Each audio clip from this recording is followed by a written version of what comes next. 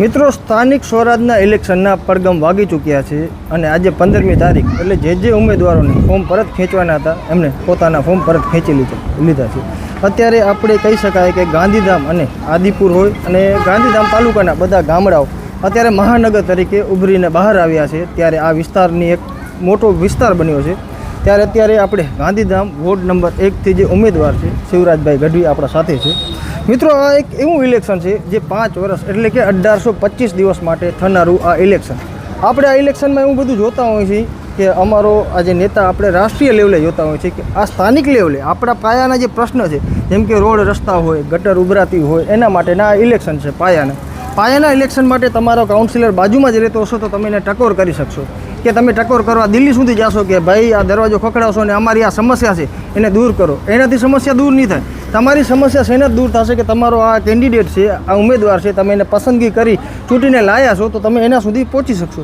તો કવિરાજ, ખાસ કરી અત્યારે જે ઇલેક્શન ચાલુ થયા છે મહાનગરપાલિકાના, તો આ વખતે કેવું તમારું લક્ષ્ય રહેશે અને શું મુદ્દાઓ લઈને આગળ વધશો?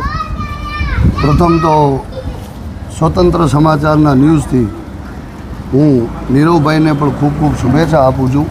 કારણ કે મિત્રો, દિવસ હોય કે રાત હોય, આ લોકો સામાન્ય પ્રજા સુધી આખા ગુજરાતમાં શું થઈ રહ્યું છે, કેવી રીતે બધું હાલી રહ્યું છે એ પહોંચાડી રહ્યા છો. ખૂણે ખૂણેથી સમાચાર ભેગા કરીને આપ પહોંચાડી છો. આપને ખૂબ ખૂબ શુભેચ્છા આપું છું. હમણાં નીરવભાઈએ જે વાત કરી, બહુ સારી વાત કરી. પ્રજાને પહેલું તો એ સમજવું પડશે કે આ સ્થાનિક સ્વરાજ્યની ચૂંટણી છે. આમાં તમારે સ્થાનિક તમારો પોતાનો ઉમેદવાર હોવો જોઈએ જે કાળી રાત્રે કોઈ પણ કામ પડે અને તમારા માટે હાજર હોય. એની આ ઇલેક્શન છે, એની આ ચૂંટણી છે. આમાં કોઈ પક્ષાપક્ષી જોશો અને 5 વર્ષ સુધી આ મત તમારો ફેલ જશે, આવું કોઈ કાર્ય કરતા નહીં. આપણા સ્થાનિક ઉમેદવારો હોય, સ્થાનિકમાં રહેતા હોય, નજદીક રહેતા હોય, એમને તમે બહુમતીથી એમને તમારો મત આપીને જીતાડશો તો તમારા 5 વર્ષ સુખાકારીથી નીકળશે. જી મિત્રો, આપણે ઘણી વખત જોતા હોઈએ છીએ કે આપણે ભાજપનો કોઈ કેન્ડિડેટ હોય, કોંગ્રેસનો, આપણે પક્ષ બાજુ જતા હોઈએ છીએ. પરંતુ અત્યારે કવિરાજનો કહેવાનો મતલબ એ છે પક્ષ બાજુ નહીં, તમે જે ઉમેદવાર ઊભો રહ્યો છે એની ક્ષમતા કેટલી છે તો ક્ષમતા વિશે જાણશું. કવિરાજ, તમે પહેલે પણ કાઉન્સિલર રહી ચૂક્યા છો એટલે તમે બધું જાણો છો, ઝીરો ગ્રાઉન્ડ જમીની લેવલ. આ વિષય લઈને તમારા મુદ્દા શું રહેશે લોકો સમક્ષ જવાના? નીરવભાઈ, 10 વર્ષ થઈ ગયા મને આમાં. 10 વર્ષથી હું સમાજનો પ્રમુખ પણ છું. નગરપાલિકામાં પણ કાઉન્સિલરિંગ રહી ચૂક્યો છું અને ખૂબ સારી રીતે પબ્લિકની સેવાએ કરી છે. સામાન્ય નાના માણસો પણ બહુ સારી રીતે અમને ઓળખે છે અને ક્યારે પણ કોઈ પણ જાતની જરૂર પડી છે, રાતના 1:30, 2 વાગે પણ અમારી ઘરે માણસો આવ્યા છે અને એના અમે કામ પણ કર્યા છે. તમે જે વાત કરી, આ ચૂંટણી સ્થાનિક સ્વરાજ્યની ચૂંટણી છે.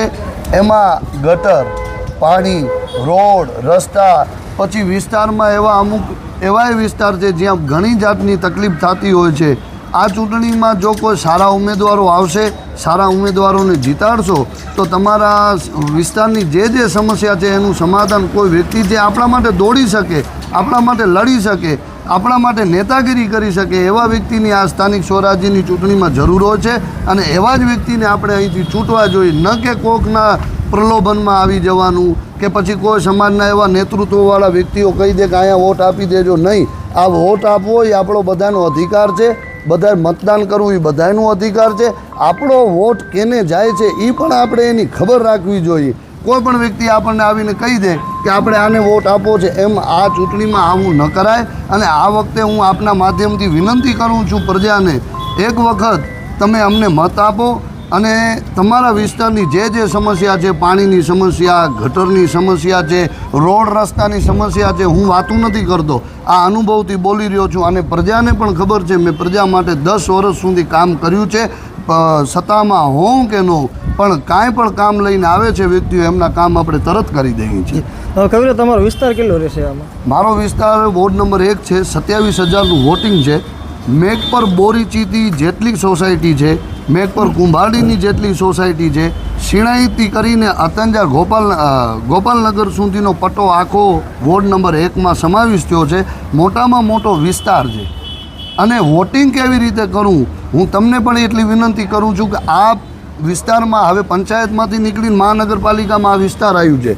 કેવી રીતના વોટિંગ કરો, માણસો થોડું અસમંજસમાં છે. મતદાન કેમ કરવું, ચૂંટણી અધિકારીને પણ વિનંતી કરીશ કે આપ મતદાનમાં જાગૃતિ આવે, વધારેમાં વધારે મતદાન થાય, લોકોને મતદાનમાં ભય ન થાય, એવી રીતના અભિયાન જે ચલાવી રહ્યા છો એ અભિયાન પણ અમારા આ વિસ્તારમાં બહુ ચલાવો એવી આપના માધ્યમ દ્વારા હું એમને પણ વિનંતી કરું છું. જી કવિરાજ, મેઘપર બોરીચીનો કહી શકાય મોટો મુદ્દો છે ગટરનો સમસ્યાનો, તમારે સમક્ષ આવ્યો હશે ગયા, હવે તો પ્રચાર પ્રસાર ચાલુ કરશો, અમે તમે જાતા જોવો છો, આ મુદ્દાને લઈને તમારા દ્વારા કંઈ ચર્ચા વિચારણા?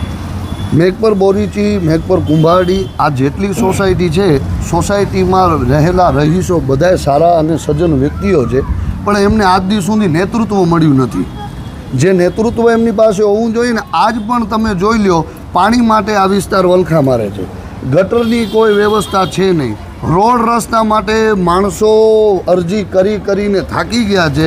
સ્થાનિક કોઈ પણ ચૂંટાયેલા લોકો ક્યારેય કોઈના માટે આવ્યા નથી, ફક્ત ને ફક્ત ચૂંટાઈ જાય છે, પછી 5 વર્ષ કોઈનું પૂછા કરતો નથી, કોઈ એમની સાર સંભાળ લેવા પણ આવતું નથી. એટલે હું વિનંતી કરું છું કે આ વખતે અમારી પેનલ ઉતરી છે, તમે અમારી પેનલને પેનલ ટુ પેનલ મતદાન કરી વિજયી બનાવો. અમે 5 વર્ષ સુધી તમને નગરપાલિકાનો પગથિયો નહીં ચડવા દઉં. આ તમે પૂછા પણ કરી શકશો, મારો અનુભવ છે અને પબ્લિકનો પણ અનુભવ છે. 5 વર્ષ સુધી નગરપાલિકાનો પગથિયો ચડવા હું નહીં દઉં. બધી સુવિધા વિસ્તારમાં જ પૂરી પાડીશ, બધા વિસ્તારમાં કાર્યાલય ઓપનિંગ કરશું. કોઈ પણ જાતની તકલીફ હશે તો તમારે નગરપાલિકામાં નહીં નોંધાવવું પડે, આપણા વિસ્તારના જે તે વિસ્તારના કાર્યાલયમાં તમે નોંધાવશો અને તમારી સમસ્યાનું તરત સમાધાન થઈ જશે. જી, તો મિત્રો આ હતા શિવરાજભાઈ ગઢવી, જેમના દ્વારા ખૂબ સારી ચર્ચા કરવામાં આવી. મિત્રો આ જે ઇલેક્શન છે મેં તમને પહેલે પણ સમજાવ્યું ને હજી પણ સમજાવું છું કે 1825 દિવસનો આ ખેલ છે, એટલે કે 5 વર્ષ. 5 વર્ષ સુધી તમારા માટે જે કટ્ટીબદ્ધ નેતા હોય, તમારો ઉમેદવારની એવી પસંદગી કરજો કે તમારા માટે રાતે હાકલ કરો ને હાજર રહે એવી ઉમેદવારની તમે પસંદગી કરજો. બાકી આપણું આજે જે આપણું કાર્યક્ષેત્ર છે અને વારંવાર આપણે ચર્ચા વિચારણા નેતાઓ ઉમેદવારોથી કરતા રહીશું. બાકી આ ઇલેક્શનને લઈ તમે શું વિચારી રહ્યા છો એ કમેન્ટ દ્વારા મને ચોક્કસથી જણાવજો. અજયસિંહ જાડેજા સાથે નીરવ ગોસ્વામી, સ્વતંત્ર સમાચાર, આદિપુર, ગાંધીધામ, કચ્છ, ગુજરાત.